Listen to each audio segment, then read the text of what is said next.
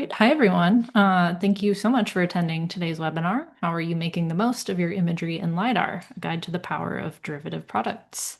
My name is Emily, and I am the Chief Technology Officer at the National States Geographic Information Council. If you are unfamiliar with our organization, NSGIC exists to advance effective national coordination of geospatial information by supporting state-level cooperation. We serve as a national forum for the development of capable and future-oriented geospatial leadership. And if you'd like more information, please visit our website, www.nsgic.org. Just a couple reminders for today. Everyone's been muted upon entrance, and there will be time at the end of the presentation for Q&A. So please hold questions until then. A recorded version of this webinar will be made available afterwards, and that will be sent to all registrants. And with that, I will turn it over to Jeff Levin from Wolpert. Thank you so All much, right. everyone. All right. Thank you, Emily. And hello, everyone. Pleased to be doing this today. Looks like we got some great participation, so we'll jump right into it. Okay, there we go. All right. So intros real quickly. So again, Jeff Lovin with Wolpert, Senior Vice President of Wolpert. My current role there is running what we call our Government Solutions Group, which focuses on state and local government nationally. So I'm sure many friends here at NSGIC on the call that I know have worked with for many years. But we also within our group do work with USGS and NOAA. So we focus on the civilian federal clients as well, which is a great fit when you think about the last 10 years with 3DEP and so forth. So my team does a lot of working with some of those federal agencies that you all know and partner with the most. So that's my role. And with that, more excited today, instead of just hearing me go on about derivative products and imagery and LiDAR, I thought it best to make this more meaningful is to have a couple of your peers on. So pleased to have a couple fellows with us today that are going to talk about derivative products and how they use them every day in their states. So with that, I'll let them introduce themselves. Good, Paul. Hey there, everybody. Good afternoon. My name is Paul Dudley. I work for the state of Tennessee GIS Services Group, so State Central IT, and also help coordinate the 3DEP program and LiDAR program in Tennessee. So happy to be here. And I'm Donovan Powers, GIO for the state of Ohio. Our program's called OGRIP. I oversee the imagery and LiDAR here in Ohio as well. Great. So what we're going to cover today again is talking about some of the uses of imagery and LiDAR together, the power when you put those two data sets together, and the key derivatives we can develop from that. And then more importantly, towards the end, you'll hear from these guys specifically about some of those derivatives and how they're using them in their states. So why is this important? And you all know this, many of you on the phone, you're living this, right? Your agencies, your groups, especially when you're related to geospatial. Geospatial has become so ubiquitous throughout government. Whether government still realizes it fully or not, they're using the data and power of the data that you all provide and house every day to make key decisions, where it's improving planning and decision making, managing assets, response, whether it's to natural disasters or what have you. And some key things there, right? When we look at this data, a lot of the basis of a state program starts with the foundation of imagery and or LiDAR, and more thanks to programs like 3DEP, we've seen that become pretty much a staple, right? For many years, a lot of states did imagery, where they did it on their own or through the NAEP program, but through 3DEP now we're seeing a lot of states that have imagery and LiDAR together.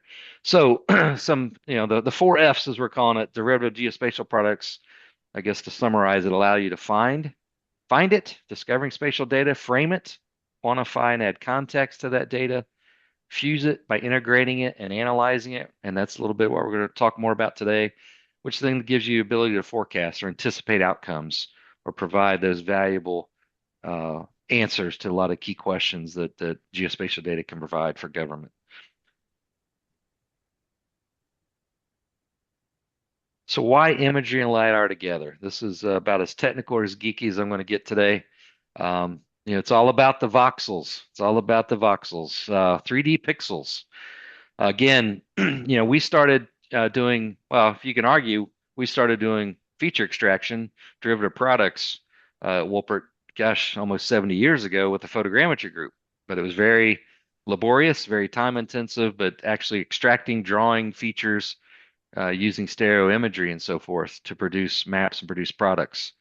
Then along came digital orthophotography, and by the mid 90s, we were all starting to extract and do more automated ways to extract features and so forth from imagery.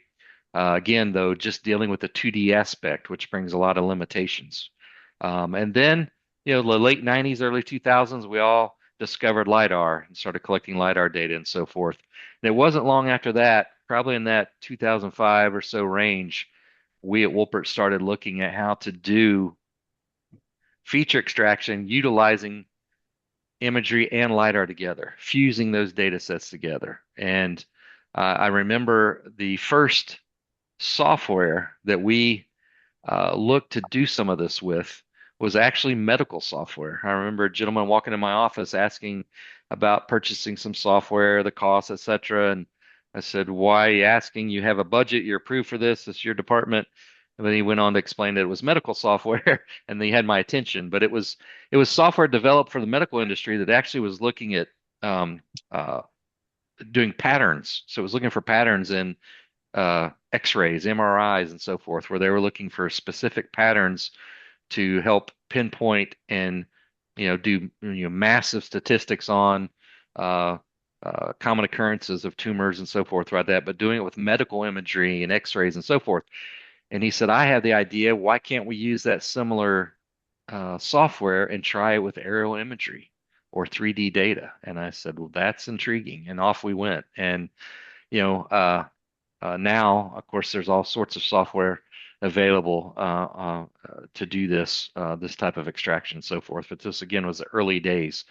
But what we found out real quickly by using LiDAR, by bringing that 3D aspect into uh, feature extraction, creating these derivative products, um, gives you much more structural accuracy.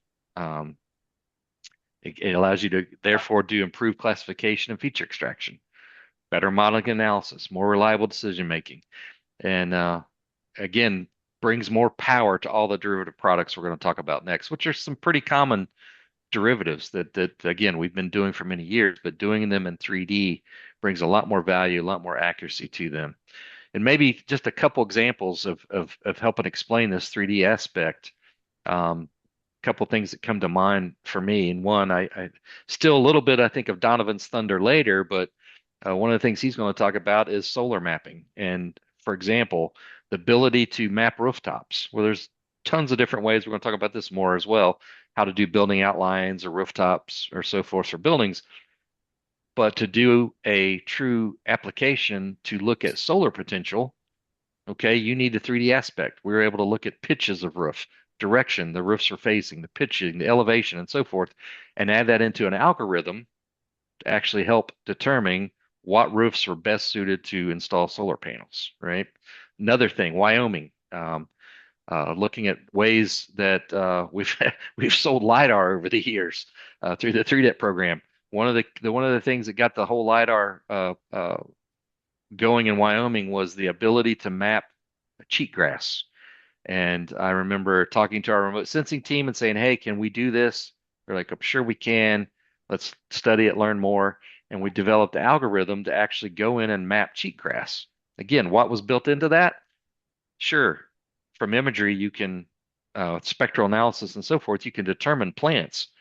But we were able to map them much more accurately because we were able to build in that 3D aspect to say, okay, our algorithm accounts that cheatgrass is 18 to 24 inches tall at a certain time of the year when we were collecting the data. It also has a certain spectral reflectance at the prime time for treatment and so forth. So we're able to build all those 3D aspects. It loves to grow on south slopes. South slopes facing the sun, where it gets lots of sun, it'll grow more intensely. So we built all that 3D aspect into this to not just visually go in and map these areas, but building that 3D aspect. So that's what we're talking about with why it's so powerful to use imagery and LiDAR together to do many of these things. So what are some of these derivative products? These are just some of the most common that we do for most states, most government entities that we work for. Obviously, building outlines. There's a dozen different ways to map building outlines, from very affordable, totally automated 2D extraction, uh, all the way up to what we're talking about here today, for example, would be 3D building outlines. So these are the true outline of the building itself. So not a representation of just the rooftop or whatever, but the actual building footprint itself with 3D. So these are 3D building outlines that actually have the ground floor elevation, which becomes very important for floodplain mapping and so forth related to FEMA related stuff. So building outlines, edge of pavement, again, something we've been doing for 70 years, mapping roads, ways, and so forth. But again, edge of pavement that is intelligent with 3D aspects, right? So it has all the slope, all of the related to those edge of pavement. So from the curbing to so you can measure drainage where you have flooding issues, water ponding, and so forth. So again, edge of pavement, but not just a 2D line; it's a 3D line, an intelligent, if you will, edge of pavement. Of course, the big thing that's a hot topic at NISJIC these days is the 3D HP program, the USGS, so elevation derived hydrography. Again, using LIDAR, in many cases just LIDAR, but when we can, we do utilize imagery as well to help classify hydrography. Donovan's going to talk a little bit more his program a little bit later, which is an enhanced 3D HP, if you will, for Ohio. And imagery becomes an important part of that when we're trying to delineate down to the scale that he's going to highlight for you a little later. Impervious surface mapping. So not only edge of pavements, we can map pavement as well. In this case, this image here, we're buildings, right? And it depends on the client, right? It's whether, some clients want just commercial impervious. They don't want to map or care about residential impervious surface. Some just want pavement only, not buildings, so forth. So this example here in the screenshot, it's all impervious surface. Again, what's that matter? Dealing with stormwater runoff issues, right? Where I live in Florida, development is happening so quickly, land is so flat, stormwater is a big issue. So understanding as you do this rapid development and put in acres and acres of pavement and concrete and sidewalks and streets, what's that doing with stormwater? Where's that water going to go? What's happening with it? So again, impervious surface mapping. Again, not just a 2D representation, it's in 3D. So you can also tell and understand, okay, this area is impervious. It's going to hold water, and where is it going to go? Where does it flow from here, if you will? Land cover, land use, pretty self-explanatory. Again, all different depending on client spec. Again, we do it in 3D. We do not just do a 2D representation because 3D allows you to see things much more accurately, especially to start bringing in vegetation where you have shadowing and so forth, where if you try to delineate from imagery, you're going to have anomalies from just the imagery.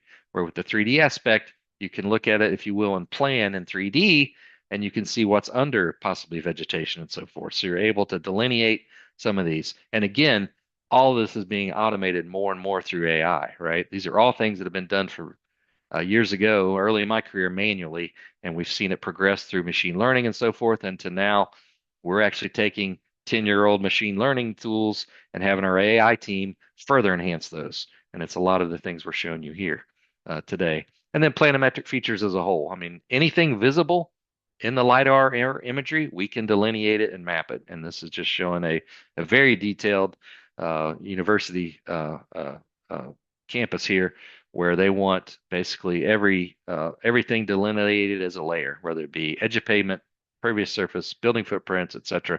All that can be done. All of that now is pretty much automated using the imagery and LiDAR. Still human manual QC because, again, even AI, everything's not, as we know, not perfect. But again, these are examples of the most common, again, derivatives that we're developing for clients at all different levels today. There's many others, but these are the most common that you see most clients asking for today. Contours, again, this was done when I started working at Wolpert. These are still hand drawn back in the 80s. Now it's amazing to me through what we're able to do with our technology to generate automated contours that are extremely accurate and so forth. Again, still go through a 3D manual QC to make sure they're correct. But again, with imagery and with LiDAR, it's amazing the amount of elevation data that can be derived. And this is a perfect example of some work we've done out west, where these were semi-automated delineated contours. And then again, more on the vegetation.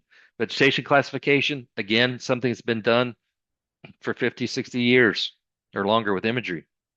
But doing it and adding in the 3D aspect with LiDAR, if you could picture this picture, tipping it up and seeing the 3D, is what we're seeing here is we're trying to delineate every canopy, every plant, every canopy of every tree. It's delineated by elevation. So red being the tallest trees here, green being basically flat ground or scrub brush, right? And everything in between.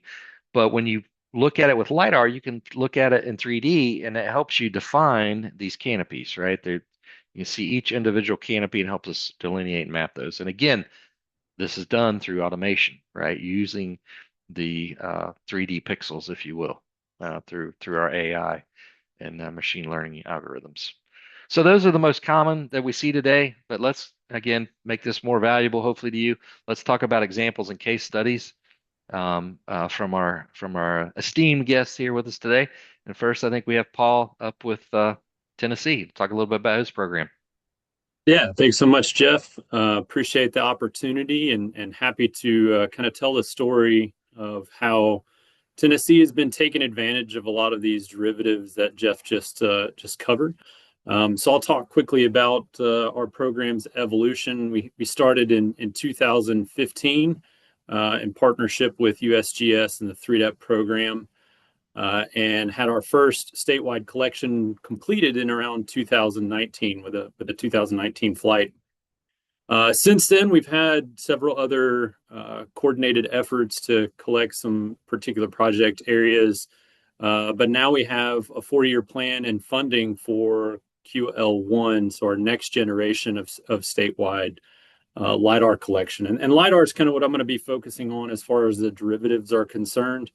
One thing I wanted to highlight from my perspective is that use cases are super important, right? They help make the cell, they help users discover it. And early on, we really didn't have a really good idea on all of the various use cases that LiDAR and imagery derivatives were going to provide for our state.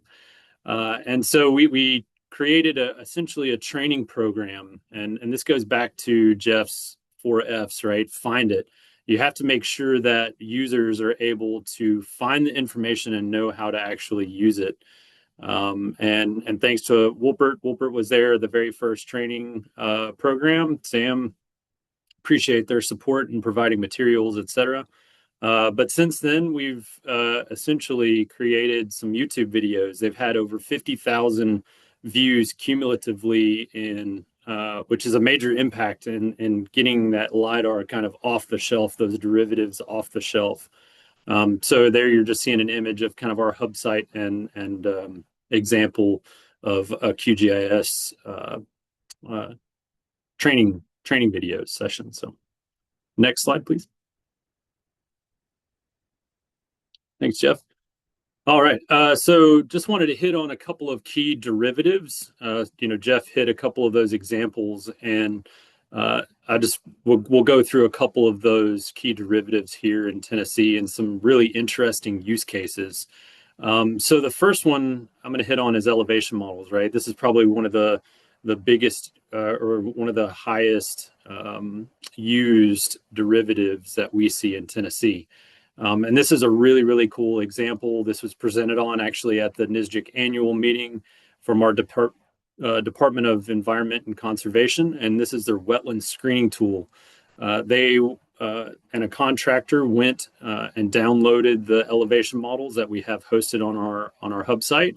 And then they were able to put that into, as Jeff was mentioning, those large language models and AI models to derive these predicted wetlands across the state of Tennessee. So what you see here is you've got the lighter green is the United States wetlands, U.S.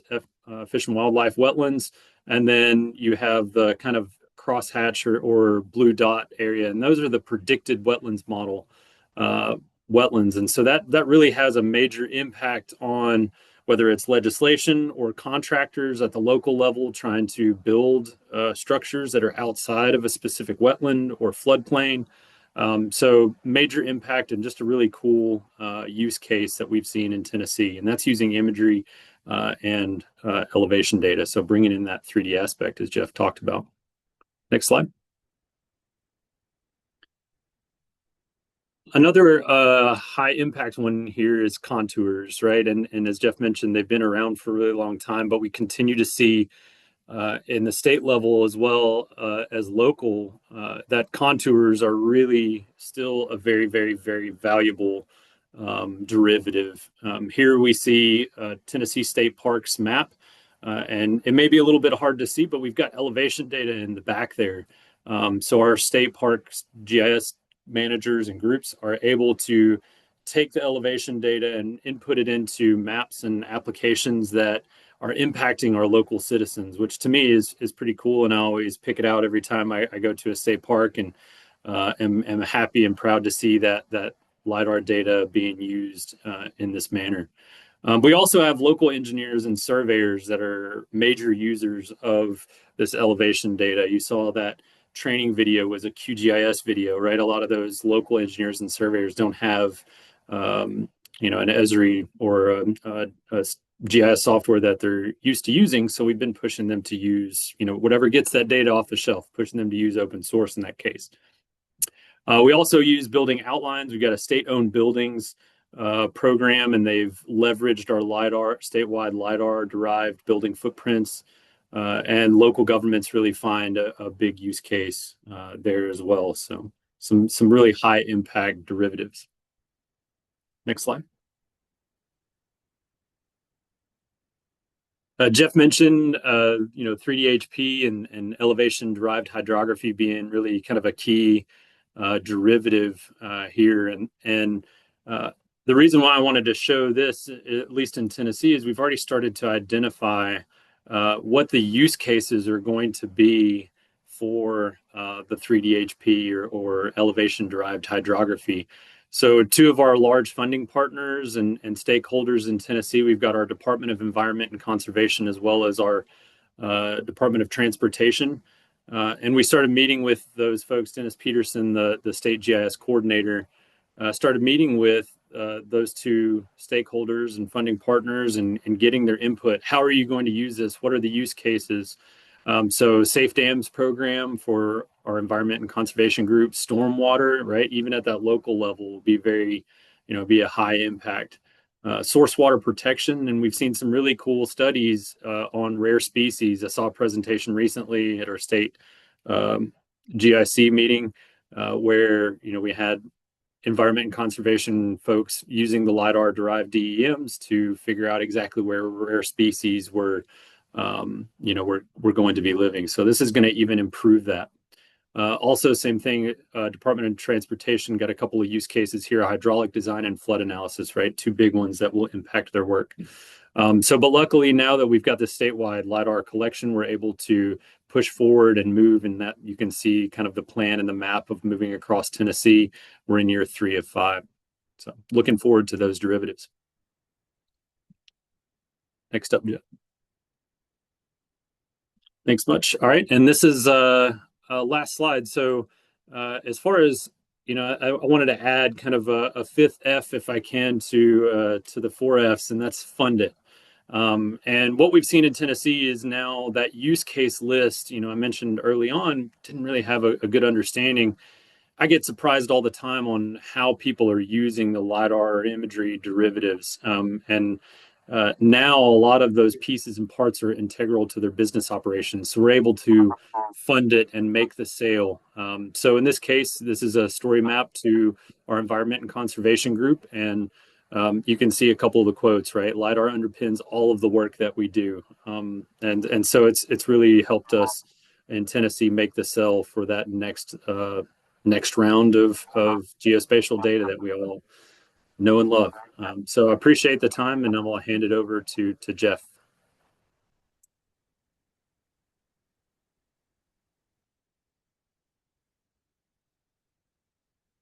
You're on mute, Jeff.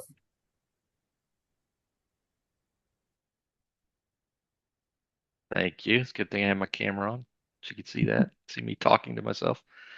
So thanks, Paul. Appreciate it. I was saying I like that fifth F, fund it. That's a key one for sure. So with that, I'm going to hand it straight on over to Donovan to talk a little bit about Ohio's program and some of the derivatives that they're using there. All right. Thanks, Jeff. And it's finally good to be able to talk to the Nizjik family here. Been a quiet participant for a number of years now. So really appreciate that. And Paul, that's a good presentation. Saw a couple of good things that we're not doing, but it's also reassuring to see where we're both doing the same thing. So it's nice to have that reassurance. So within Ohio, OGRIP is the Ohio Geographically Referenced Information Program. That's a contract we put out RFPs for. We'll run it for 4 to 6 years and do imagery or any kind of remote sensing data collection off of that. We started in 2006, so this is our 20th anniversary year for doing imagery. And we do have some older LiDAR stuff, and we also have some newer stuff that we're going to be talking about. Hey, thanks. So some of the key features of our program are the cooperative purchase capabilities, which is allowing local government or state or federal, even within Ohio, to purchase on top of that contract. So what we do typically is fly the entire state. We're on the fourth statewide iteration, and local government typically will buy up and make higher resolution imagery and only have to pay the difference in the higher resolution. And what the state gets in exchange is better imagery, maybe even additionally LiDAR. So that's been key in cooperation with our other government entities. So that was definitely the biggest piece of that. You'll see on the bottom of the screen a couple of different logos. Those are some of our key partners. We've got a few state agencies, Department of Transportation, Natural Resources and Environmental Protection Agency. But I want to point out our local government. So those three entities, you've got auditors, engineers, and commissioners associations. Those are huge complementary organizations to our program. Without them, I don't know that we would do half as much as we do. So next slide. So with LiDAR, we started our program very similar to Tennessee, maybe a year or two later. We kicked it off in 2019. On this graphic, you'll see a couple of different areas. Primarily over 3 years, we cut the state into thirds and ended this in 2021, and then started receiving the data typically a couple months after it was flown. Again, another partnership with USGS. Huge thank you to USGS for these partnerships. These data sets may never get developed without that. So very much appreciated there as well. And of course, having good partners in the vendor world, such as Wolpert, is a huge help. We've been working with them since 2006, so very good comfort level there. So with the OSIP program in place, some of the counties were able to buy up even higher resolution, but Ohio decided that we wanted to go a little bit further with some of the support and backing by our local government. USGS standard is a quality level 2 for 3 depth. We decided to go with quality level 1, and some of that was due to the county agent and state agencies' needs and requests for higher resolution. So we went with 8 point per square meter LiDAR collect. Some of the counties even did higher. So it was kind of key to being able to take it to the next step. And it really immediately became clear that the way LiDAR works is this going to be one of our framework data sets that we're going to continue to derive additional data sets from, much like imagery is. Next slide, please. So recently, we started working with the USGS again on 3D HP. To get funding for this, our counties were very key in that, county engineers. So they were the main driver. Plus, we had a couple of folks that helped out by submitting some letters of support. Primarily county engineers, county auditors, and the county commissioners associations within the state, but also the Nature Conservancy and the Ohio Scenic Rivers Association. Together, those folks helped push us over the top and make this a project that we could accomplish. Given that we had higher quality LIDAR, again, we decided to go with a little higher quality hydrography data. So we started in last year, 2025, and we'll wrap up the state in 27, again, thirds of the state. But this was the idea behind the high granularity of the data and a tighter catchment. We used a 6-acre catchment, was to define more flow lines and for local government to receive a better culvert inventory. So that's kind of a secondary data set to this, is it really shows all the engineers where their culverts should be if they aren't already there. And then they can start doing further analysis and determine whether or not those culverts are properly sized given the upstream flow area. In addition to that, it picks up additional perennial and ephemeral drainage. So that's pretty significant for a lot of other needs as well. One of the things we've already noticed is a 3 to 4 time increase in the number of flow lines based off of the legacy National Hydrography data set. So that's pretty significant increase as well. There's, in that slide, that's northern Columbus. You'll see that we've also got contours. Once this is completed, another product that is deliverable in this is a statewide contour data set. So that's going to be a significant use for local government as well as some of the state agencies in Ohio. Next slide, please.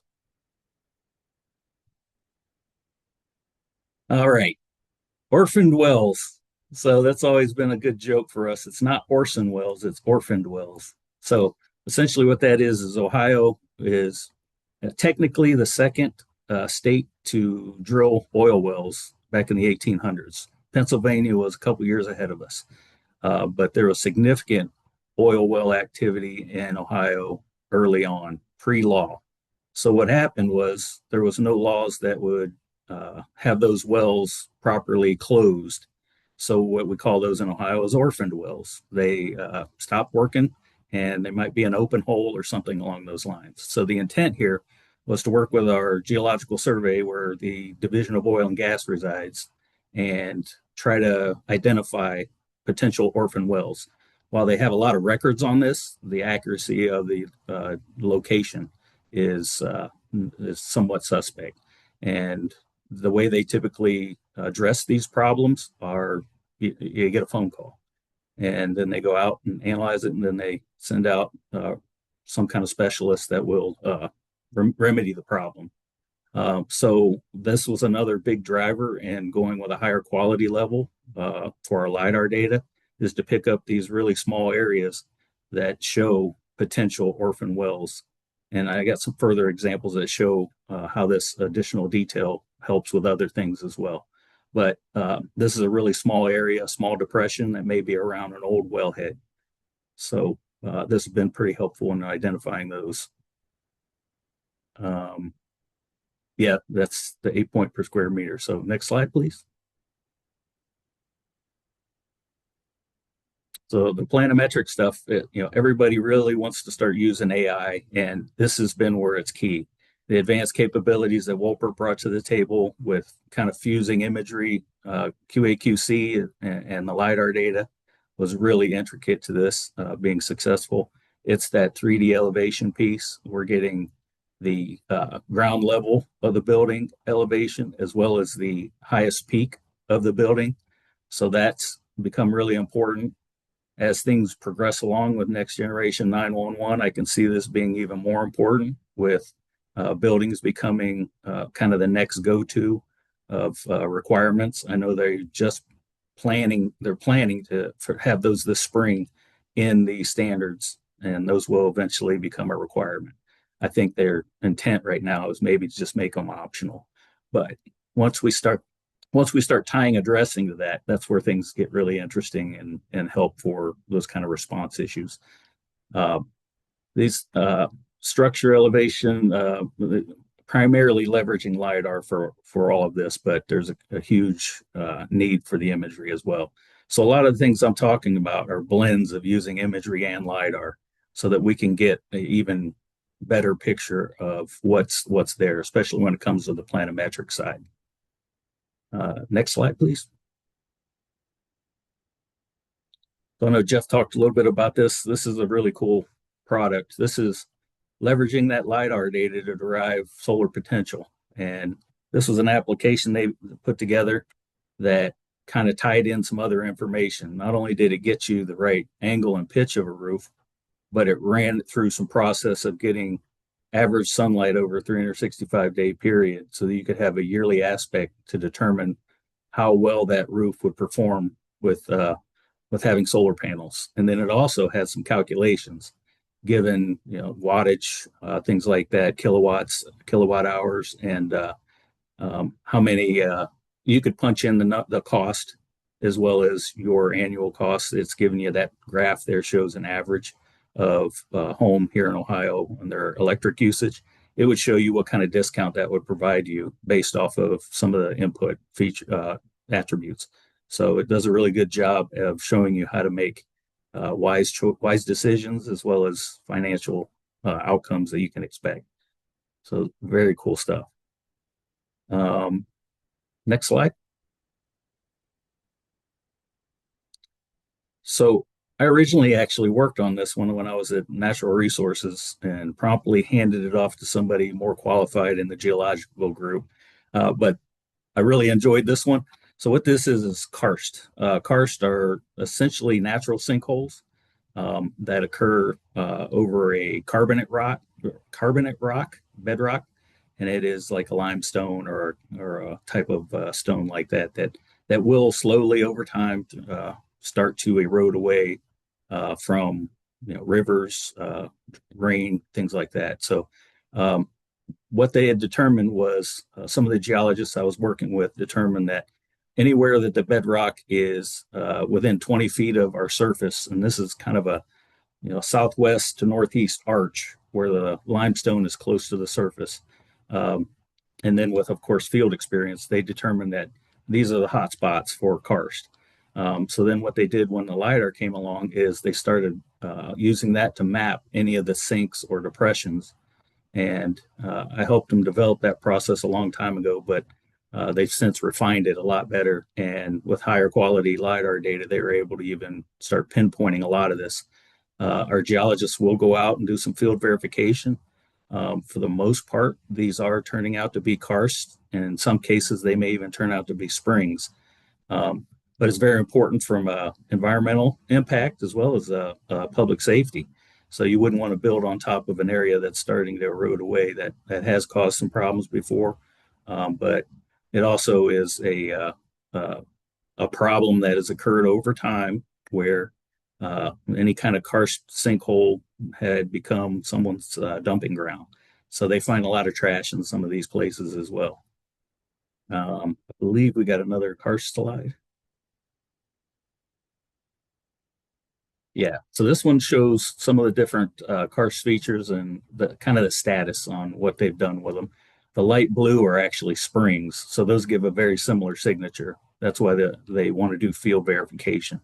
But luckily, they collected that information because it's also useful. All of this has a lot of environmental impact potential. So in the original slide, you saw there's kind of a linear feature here where most of them are occurring on the eastern side of this limestone and carbonate rock as it's close to the surface. But down in Cincinnati, you get a lot of that as well. and you can kind of make out a red line cutting from east down to southwest Ohio. That's the glacial boundary extent. And in some places, you'll see there's two lines. Well, those are two different glacial advances. You can even see it in the elevation model, how smooth it kind of looks up in the northwest and north compared to the southeast, where it's a lot more hilly. So it's definitely something that you can see from the surface. And if you have some of the bedrock information, you can really start picking more of that out. Um, Next slide. And this is just kind of a zoom in to show some of that processing. On the left, you'll see some of that data derived polygon features with depth as it did the sink and fill. And then some of the point data sets are field verifications. So uh, overall, really great stuff. In some weird occasions, anecdotally, there was a very sunny, dry day that some homes flooded in Northwest Ohio due to snow melt in the northern section of the state, where it would go through these karst features and bubble up in another area and flooded it out. And there was a house that burned down because it was an island after that water had filled up and they were unable to get to it. So some weird things can happen with karst features. And that, as a Florida resident, you're probably no stranger to that. There's plenty of karst down there as well. Anything? I think there might be one more. That might be it. Yeah. Yeah. All right. Well, Thanks. great. Yeah, thank you. Good job, guys. Great examples. So again, just to wrap it up, and we want to leave plenty of time. We're right on time. Wanted to leave about 15 minutes for questions, so we're going to be able to do that. But again, yeah, just to summarize, hopefully this has stirred some thought, and maybe some folks have even more examples online of the power of imagery and lidar. I mean, you talk about an ROI. This is a great presentation to show one to folks of all the different uses that you can do with this data. So again, this is just a sampling of some of the most common things we do. These are two prominent clients with some pretty robust programs that have been around for a while. They've been at it for a while. So I thought it'd be great for them to showcase what they're doing. But with that, we will, I guess, throw it back to Emily and open it up for questions. Yeah, sounds good. We've had a couple of questions in the chat so far. It looks like Sheena's was answered. But there's a question from Melissa about what products are being combined for the culvert inventory. Products for the culvert inventory. So that is utilizing, again, imagery, 6-inch imagery, and the 8 points per square meter LiDAR as the two core components to derive that. Cool, thank you. And then the only other question in the chat so far is from Troy for Paul and Donovan. Could you please give a sense of staffing levels for the LiDAR imagery and hydro programs that you've described? I'll start that one off. How many you got, Wolper? Yeah. Some of our derivatives are done in-house by some of the agencies, but hydrography is contracted out with a Wolpert. The karst work is geologists within the Department of Natural Resources. So, go ahead, Paul. Yeah. So in Tennessee, likewise, we do generate a couple of the derivatives in-house, but obviously, there's some sharing. You got to share the data. You have to update the hub sites, the training, etc. So we have 3 to 4 people, and they're not always 100% focused on each one of those 3 data themes, but I would say probably 4 to 5 at the maximum to manage all 3 of those themes.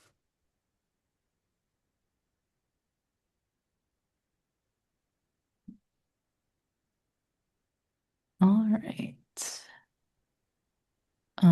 Wow, now the questions are rolling in. Joseph asks, are you using drones equipped with LiDAR to provide imagery instead of manned planes or satellites? No, this is all with manned aircraft. So twin engine aircraft. typically 300, 400 series Cessna type aircraft, twin engine.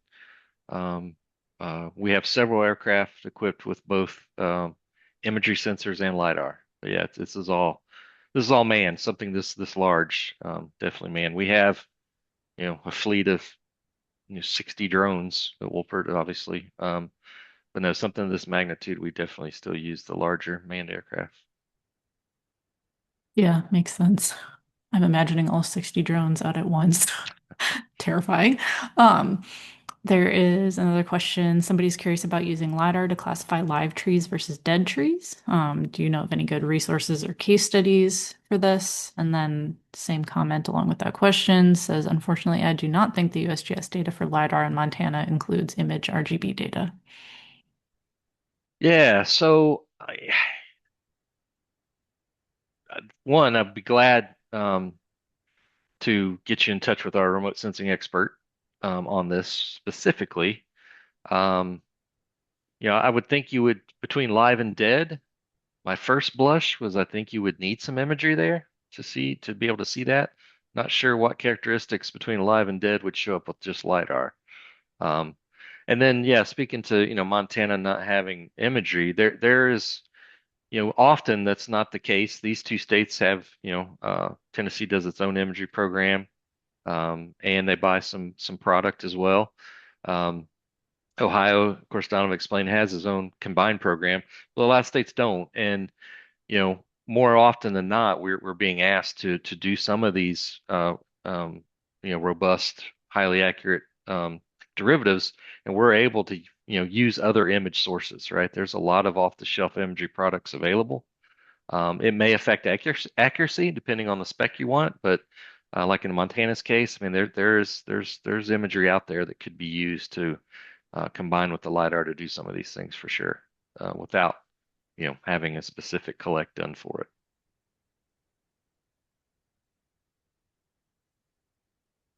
Well, thank you. Looks like one more question. For each group, are you primarily using imagery and LiDAR that were collected simultaneously, or are those of a slightly different vintage, if you will? Yeah, they're different. Jeff, you want to take that one? Yeah, I mean, unfortunately, the it's something I've been after the manufacturers for years, and we're getting closer. We are doing more simultaneous collection than ever with some of the latest generation of digital cameras, but more often than not, especially like when dealing with QL1 lidar or high resolution lidar, typically you always had to fly the lidar so much lower than the imagery. So near simultaneous, we try within days, right, to have the collection. So at least you're not months apart, or heaven forbid, not years for sure, right? But we try within the same season, right? Very tight window, a few weeks in the spring to collect both. Um, but there are some cases. I don't know if Indiana's on the phone, but Indiana's some of the stuff they're doing, where there has been some simultaneous collection. And again, that's thanks to the latest generation digital cameras. We're getting there. We're getting close to do true simultaneous collection. But that's why our aircraft, we have two ports. We have both sensors in there. It's one aircraft, and it stays on site. And lidar, you can collect it at night, right? Often. So and sometimes that's the best time to collect lidar. So yeah, we try to do it as near simultaneous as possible, but we're not quite there yet from an industry standpoint of being able to do that for a lot of the specifications we're talking about. Higher resolution imagery. When I say higher, I'm saying 6-inch or greater, or QL1 lidar or so forth. We're just not quite there yet. We're getting close. Yeah, Steve, go ahead. Hi, thank you. I was curious when it coming to the 1 foot contours. My understanding is one of the settings you need to select is the size of a concentric circle, just so you don't end up with these little teeny circles for every undulation and rock in the terrain. Those concentric circles, when you pick that threshold, you end up losing data in those areas. And I'm aware that some people generate supplemental contours for the ultra fine scale. We've got a lot of surveyors and engineers who want to utilize 1 foot contours, but at that site level, that concentric circle threshold often doesn't give them enough detail. So I'm just curious if anybody's looked into including those as supplemental contours, and knowing that that's going to completely blow up the size of that contour layer even more. I'm Yeah, curious to hear your thoughts. yeah. I'll let either of these guys comment, but I'll go ahead and throw in, um, the thing of caution with contours, because all kinds of GIS software allows you can generate contours. The caution is when as many of you as government have this public data, right? And you don't know how this data is going to be taken and used. So you start worrying about liability issues, right, of elevation data, because it matters. A foot matters a lot, right, in a lot of areas related to safety and flooding and so forth. So I think the key, well, I say all that to say, along the lines of what you're commenting on, is the key to good contours is the survey control that was used to help derive those, right? Uh, Having that good, solid survey control and or that potential true 3D QC is critical depending on the use, right? So again, like Ohio said, the 2 foots they're generating there, we're stating the state is stating good enough for preliminary design, right? With the control that was done, 8 points per square meter LiDAR, 2 foot control, but what you worry about is these contractors taking this stuff and going off and designing things off of it, doing more with the data than they should without going out and doing true field surveys, right? So when you start doing supplemental contours, you can just add even more uh, confidence, I say in air quotes, to some of that data that people may misuse or misunderstand. That's my opinion. But I don't know if Paul or Donovan, you have anything to add from the state's perspective, how you. You hit the nail on the head. Yeah. Foot contours here in Tennessee. We've had feedback from surveyors. That same thing that you're talking about is we need to make sure that this is stated that it's for preliminary design. So we're sticking with 2 feet. Yep. Same here. That's good to know. We get asked about one foots all the time, and from my perspective, that's a more of a cartographic layer. And if they want the raw data, they need to go to the DEM. Yep. Yeah, But and a lot of the I'm I'm surveyors an I'm an I'm an old photogrammetrist, but I still say 1 foot. You still probably need some photogrammetric QC in there, right, to certify that that's a true 1 foot contour, and a lot of survey control to back it up. Um, Okay, LiDAR, thank you. LiDAR, you can generate them from LiDAR, absolutely. But to take that and get it in the wrong hands and go build something off of it, or do some critical infrastructure or make some critical decisions without that true 3D supplemental work, I'd be cautious. Okay, thank you. Cool. Yeah, thank you. Let's do one from the chat real quick, and then John will get to you. So from the chat, Lindsay asks, can you speak to any coastal specific applications? Interested particularly in shoreline change and mapping oyster reefs. Cool. Yep, absolutely. Not any oyster reefs, of course, but we do have Lake Erie, and it does have significant erosion and accretion. Our Division of Geological Survey also does work like that. So, in Ohio Revised Code, every 10 years, they will remap the coast shoreline at the normal high water level and look back 10 years or more at all of the other coastal locations and get kind of an idea of where the shore is eroding more or accreting faster. So, yeah, absolutely. Good contact for that is our coastal management office in Sandusky, Ohio.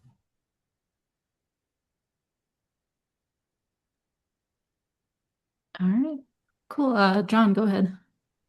Hi, I'm arriving at this meeting late, but I heard somebody mention QL1 LiDAR.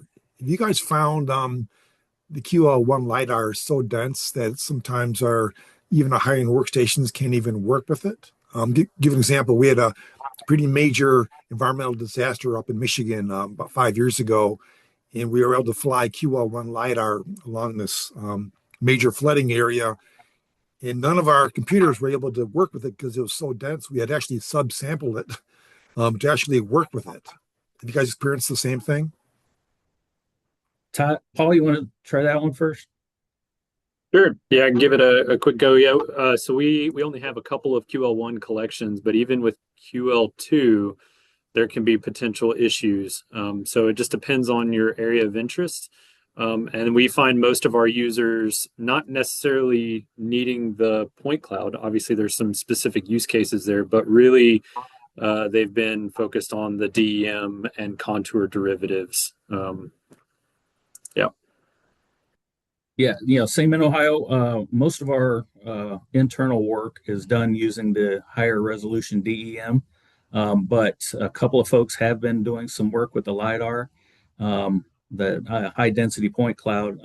They decided to start leveraging cloud computing for that. So they're using a virtual desktop out in the cloud that sits adjacent to those data sets just for that compute power. So that's what they're working with.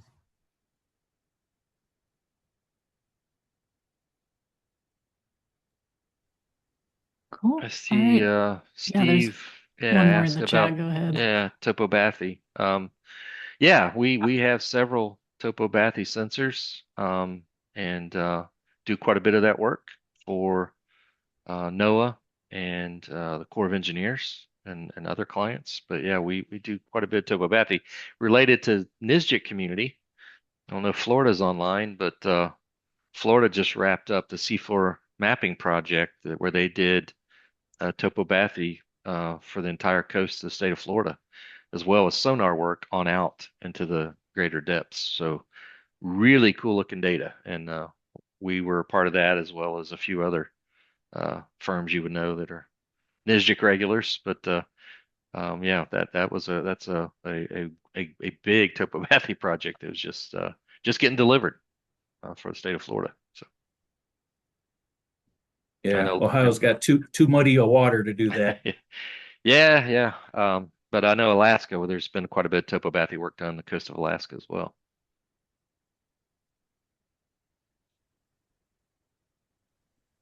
Yeah, go ahead, Steve. Yeah, thanks. Just final question.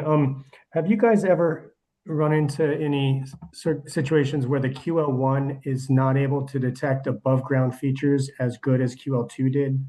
Specifically in the when referring to power lines, utility lines, we've run into this Hmm.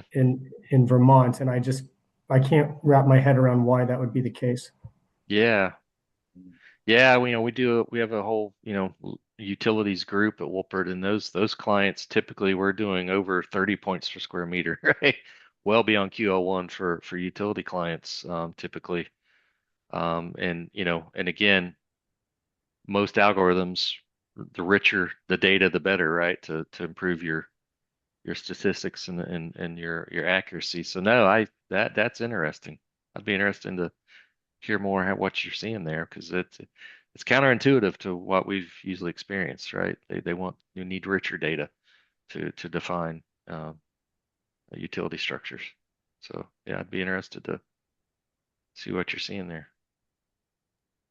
Yeah, it certainly took us by surprise, knowing that 3-depth focuses more on the ground elevation, but the needs assessment identified utility mapping. So we all figured that a higher point density would detect those features better, but for whatever reason, that's not the case. So Hmm. we're all kind of scratching our heads. Yeah, I mean, I'd be glad to, like I said, if you want to share to follow up and at least take a look and see what our thoughts are with that. Okay, thank you, Jeff. Yep. Yeah. Thank you so much again to Jeff, Paul, and Donovan for presenting today. Looks like that does, I haven't seen any more questions in the chat, just one really good comment from Greg with some resources and stuff in there. Yeah, just to wrap up, the recording will be available in the NISDRIC knowledge base along with a PDF copy of the slides. And yeah, thank you so much for attending. We'll see you Thank at the you Thanks next all. for one. having us. Thanks.